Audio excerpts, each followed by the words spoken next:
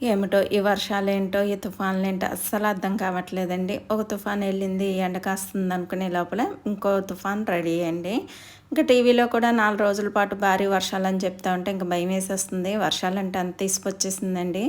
రోజు 4 గంటలు, 5 గంటలు అయ్యేసరికి మాకు పెద్ద పెద్ద పిడుగులతో భారీ వర్షాలే కురుస్తున్నాయండి. అంత పెద్ద వర్షాలు కురిసినా మార్నింగ్‌కి మళ్ళీ ఎండ బానే వచ్చేస్తుంది. ఈరోజు అసల ఎండ కూడా లేదండి సరిగ్గాని. ఇంకా మా వాడైతే కాలేజ్‌కెళ్ళిపోయాడు. మా వారైతే ఆయన పని మీద ఆయన ఎళ్ళిపోయారండి. ఇంక వాళ్ళిద్దరు ఎళ్ళాక నా పనులయితే మొదలు కదా!